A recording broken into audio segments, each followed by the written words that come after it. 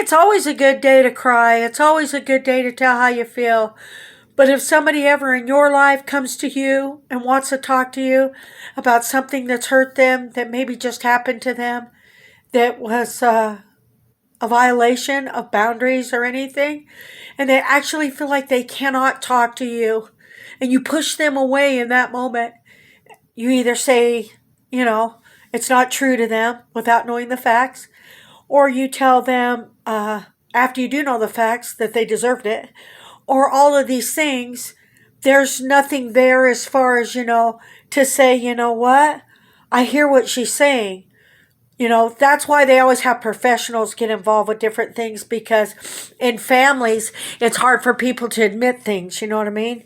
So you can look back and say, well, wow, I did go to that person. I did try to take the first steps, but if you're not received, then the resentment starts. Then the secrets start. Then all the trouble starts. Then we start threatening people. Not like lives or anything, but you start threatening like different things, like just minor stuff. I know I serve a big God and he can cover all this, but he's teaching me a lot today, about the people that have betrayed me, with the kiss. So while they're thinking I betrayed them, they betrayed me too.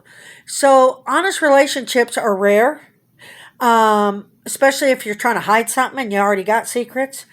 But maybe the person that you're claiming that is gossiping about you came to you first. You didn't receive them. Maybe something happened with, somebody in the family. So they called you and they said, will you help me? Can we talk? And you just kept pushing them back and kept pushing them back. And after you've pushed them back so long, then, like a therapist did tell me, I've had a little therapy. I'm wrong and doesn't seem front, but they said you can't bury anger. So if that person came to you, in that very moment, something happened in the family, and you didn't treat them right, you said they lied, you said it didn't happen, you said everything except for being kind and loving them. You know what? This is how family problems start. Okay? I look back at my life and I did go to people when things happened. I wasn't received.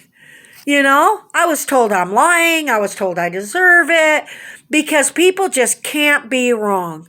People just can't just sit down. That's why they say it's always good in therapy and stuff to have somebody there that doesn't love you.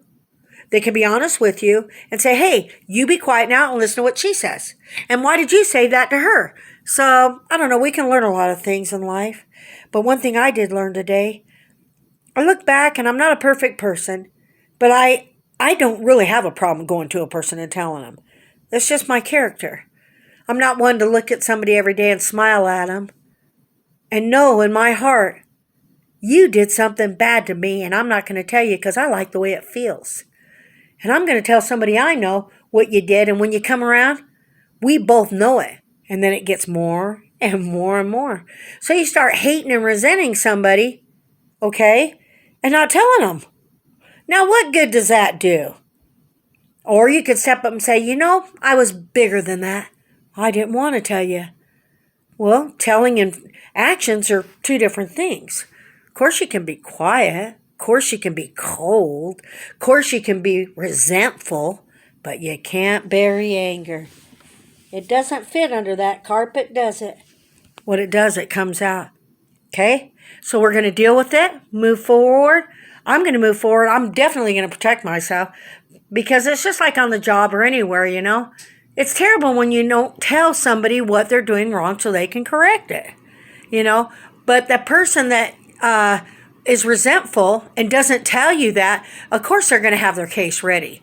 Well, this person said it, and this person said it, and this person said it, and this person said it. You're wrong. Really? Did that person that you're saying you're wrong to come to you ever? Did they ever first come to you and say something like, we need to talk, or this happened? How'd you handle that? Maybe you're part of it too.